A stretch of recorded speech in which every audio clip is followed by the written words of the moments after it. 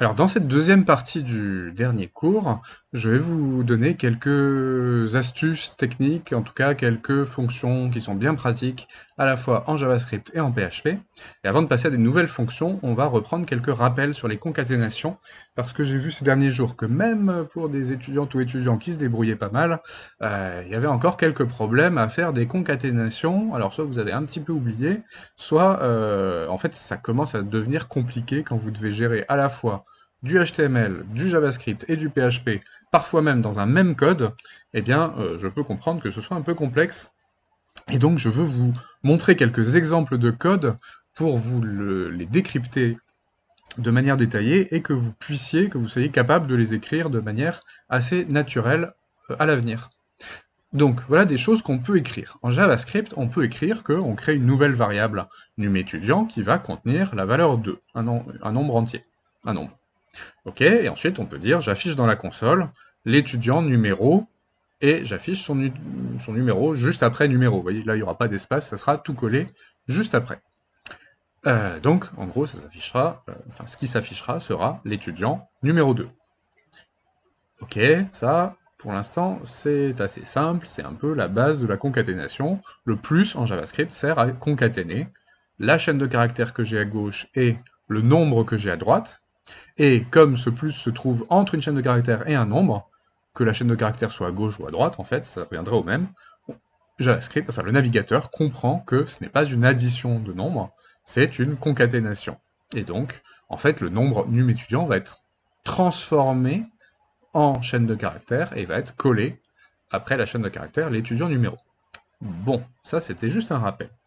En PHP, bah, c'est la même chose, sauf que la concaténation, ça va être le point. Donc si j'écris le code que j'ai mis ici, je vais écrire echo pour afficher sur la page, eh bien afficher quoi? Cette chaîne de caractères qu'on a ici, qui est composée en fait de 5 parties. Vous voyez, il y a 4 concaténations, il y a 4 points. Première partie, c'est la chaîne de caractères qui contient un code HTML, un début de balise IMG src égale, et en fait, j'ai inséré, oui, j'arrête ma chaîne de caractères après le guillemet double, je l'arrête par le guillemet simple de fin de chaîne de caractères de PHP, je concatène derrière une variable qui s'appelle URL_image qui contient probablement l'URL de l'image en PHP, et puis je reconcatène derrière, avec le point, je rouvre un guillemet pour ouvrir une chaîne de caractères en PHP, et puis je mets tout de suite le guillemet double qui va me permettre finalement de fermer l'attribut src de la balise IMG. Et donc, vous voyez, là, c'est quand même un petit peu plus compliqué que la ligne précédente en JavaScript, parce que là, en fait, il y a deux choses qui coexistent. Vous avez la chaîne de caractères de PHP, qui commence là, qui s'arrête là, mais qui en fait se poursuit grâce à la concaténation. Donc elle se poursuit là, et puis grâce à la concaténation, elle rajoute encore ce bloc de chaîne de caractères là, puis cette variable, puis ce dernier bloc de chaîne de caractères. Donc finalement, la chaîne de caractères, au total, elle va de là à là en PHP.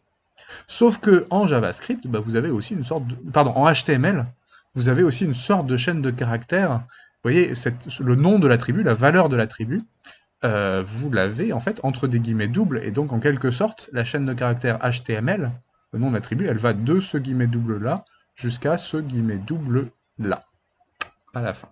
Et c'est la même chose pour alt. Vous avez une chaîne de caractères HTML en quelque sorte, c'est-à-dire la valeur de l'attribut qui commence là et qui finit là.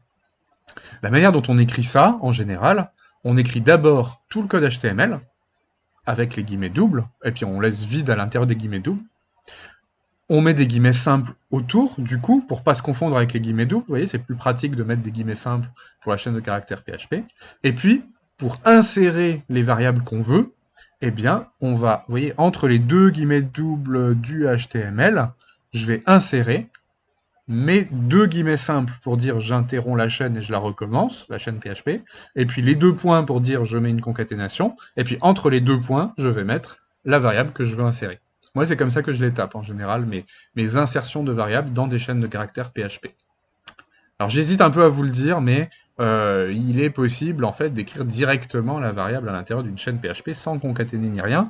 Oubliez-le tout de suite, parce que autant vous pourrez faire peut-être ça si vos collègues le font en entreprise, que vous avez l'habitude, autant tant que vous n'avez pas l'habitude, pour que ce soit facile pour vous, que vous ayez les bons réflexes pour concaténer, la concaténation c'est un une opération qui existe dans tous les langages. Je préfère que vous passiez du temps à concaténer, comme ça l'est montré ici.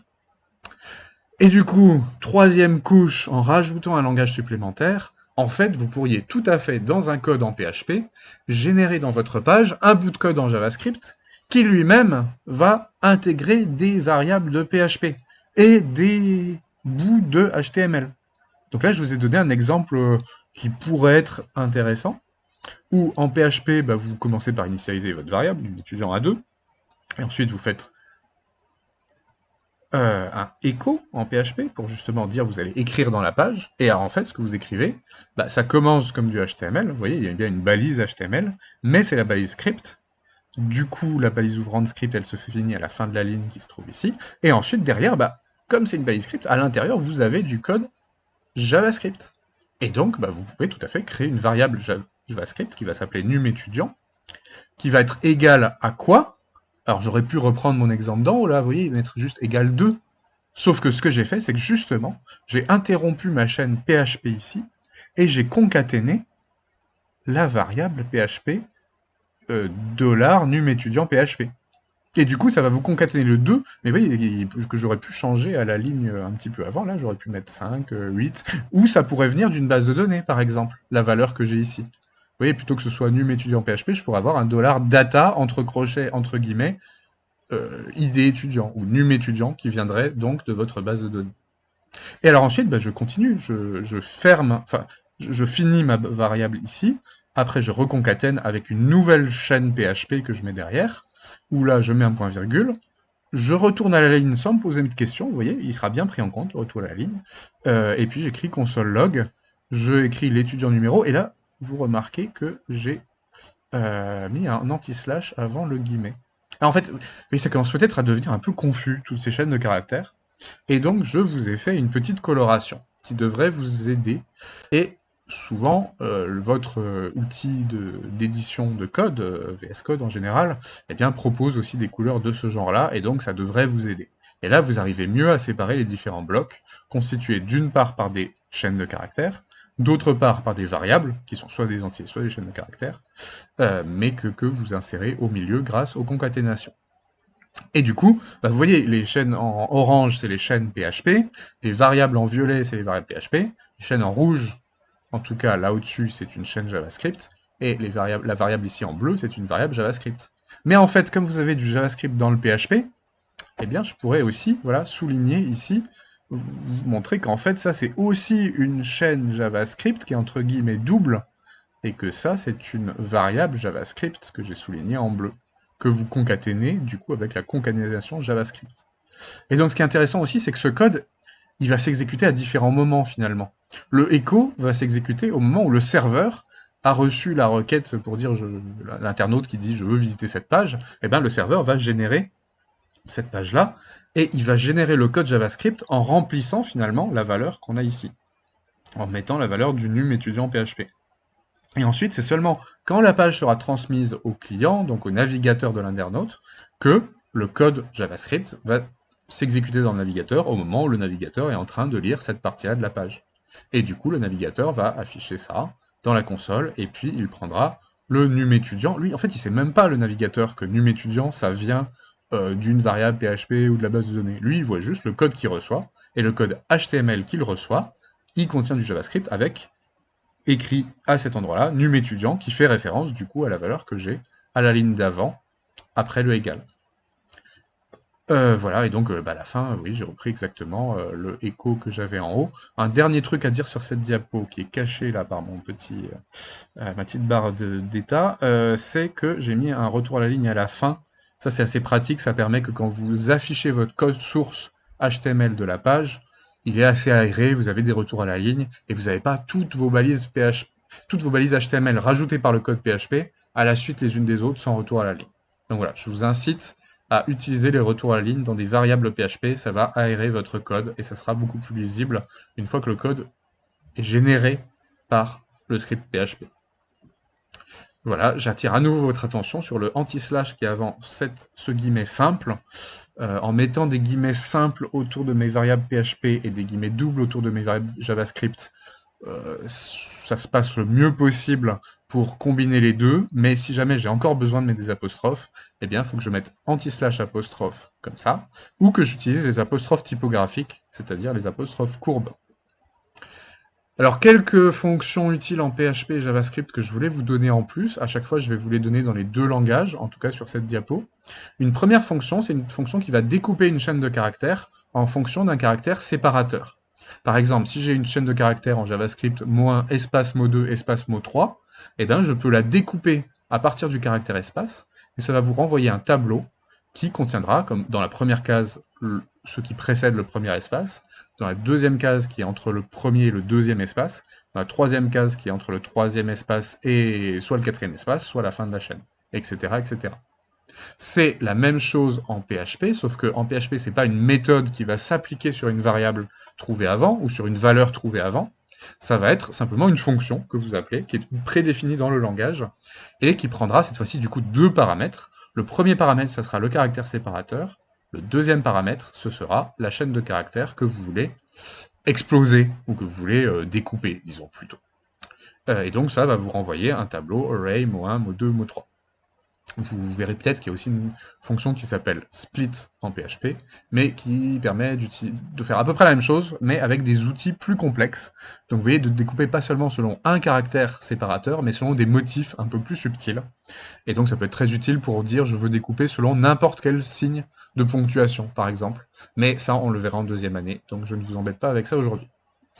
Ensuite, eh bien, je voulais vous parler de ToUpperCase, qu'on a déjà vu en JavaScript dans un TP sur le formulaire, mais là je vous en parle en cours. ToUpperCase pour passer tout en majuscule, et vous devinez peut-être que ToLowerCase, c'est pour passer tout en minuscule.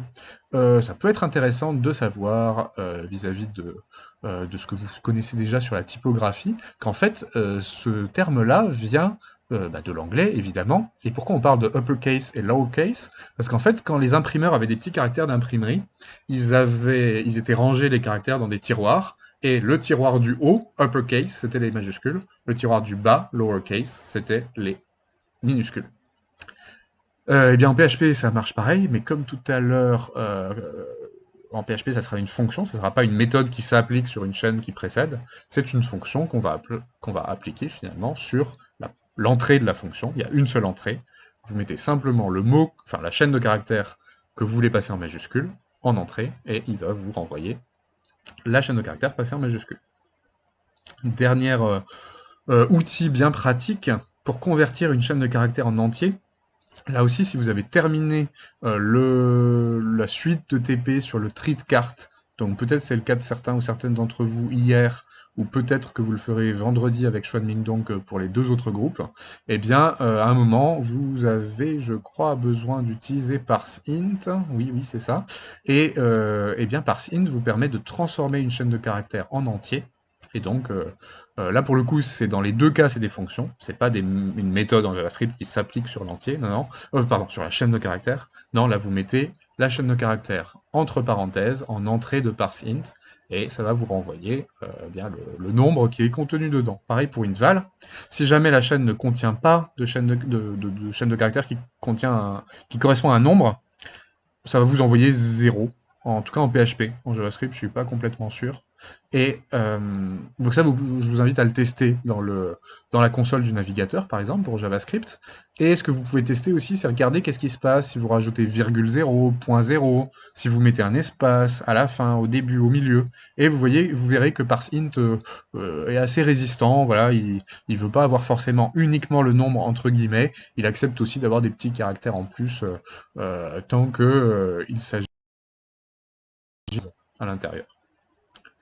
Un dernier truc que je voulais vous évoquer, je ne sais pas si on l'a déjà vu ensemble, mais j'en ai déjà parlé pour les projets du tutoré à certaines ou certains d'entre vous, c'est des fonctionnalités de minuteur. Alors celle-là, elle n'existe qu'en JavaScript, ce qui est assez logique parce qu'en PHP, vous ne pouvez pas créer enfin en tout cas c'est pas très intéressant de créer un minuteur, puisque le minuteur il est sur le serveur, donc il ne va pas permettre en tout cas à l'internaute, de voir la page et de voir la page qui se change, puisque l'internaute ne verra la page que quand le serveur lui enverra.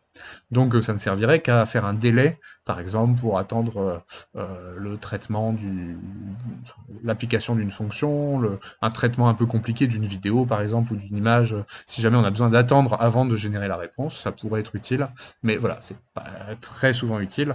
Donc je préfère vous donner seulement la fonction de minuteur pour le langage JavaScript. Vous avez une première fonction qui sert à dire je vais attendre un petit peu avant de lancer une fonction.